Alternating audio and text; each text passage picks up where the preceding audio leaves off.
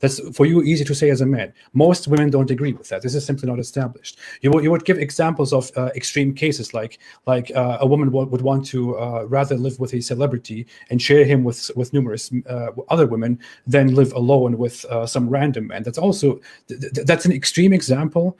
It is simply untrue. A woman would not eventually be happier living with a celebrity just because he's a celebrity and she has to share him with 3 other women.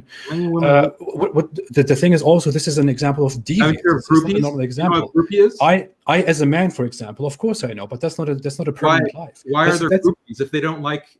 That's deviance. That's deviance. I would also like to. Deviance. Oh wow.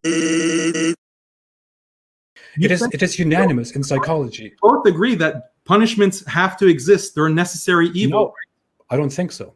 Then where are we going to put the rapists? Corrective behavior. All those Muslim immigrant rapists, where are you going to put them? Corrective behavior. Where? They don't want correct them. Corrective facilities. We should. I don't think that a Muslim who is caught raping somebody in the West, in Germany or in America, should be put onto a board or whatever it is and lashed 100 times. That is absolutely horrible. That is absolutely completely bigger than the crime that has been committed. That is inhuman. Talked for 5 minutes, 6 minutes, 7 minutes, and I haven't interrupted you. Whenever I begin to talk, you are throwing in so many things. It is ridiculous. We're not getting anywhere because I cannot put a single thought out there without you interrupting me, and I have to listen to you talk for 7, 8 minutes. You want to put a timer? You want to put a timer? We can put a timer. 5-minute allocation. We can leave that to a debate. It was very clear. Before I can make them, you interrupt my arguments before I can complete them. Let me finish the argument. I am the guy. Let me finish an argument and then respond. Isn't that what rational discourse is about?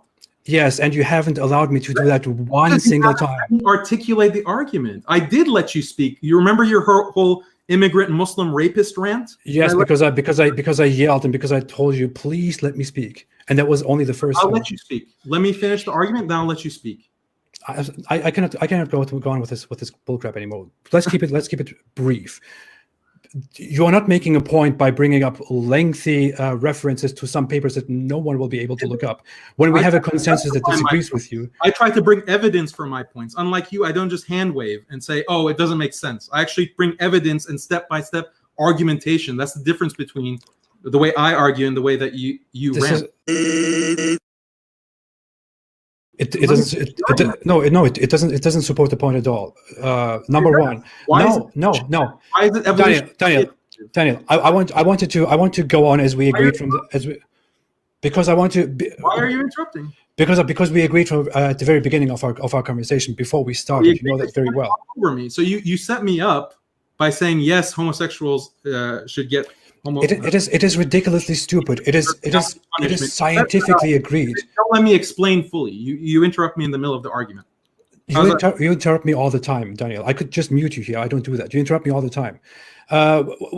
We agreed before our chat that we will have very simple, short questions and short answers. Your questions go into a whole propaganda of what is scientifically.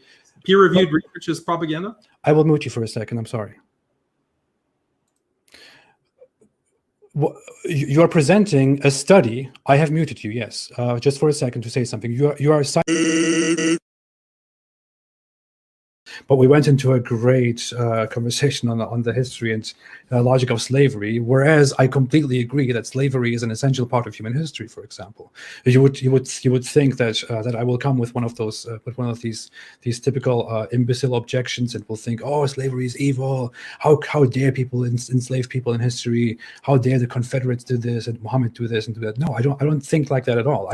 I think that slavery is completely historically, logically justified.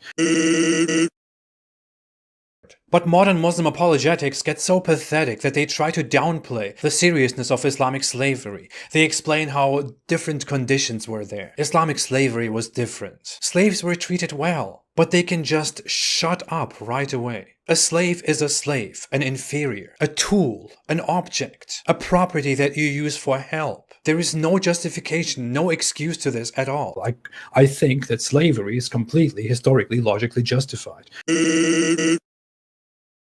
How is that a simple question? You would have to think. No, it's simple. Happier. The West having all the resources, or 90% of the wealth of the world in the hands of the West, and everyone else having to deal with the scraps and the crumbs of the West. Is that a happier world, or a world where everything is distributed equally over all countries for all people? Which one's a happier world?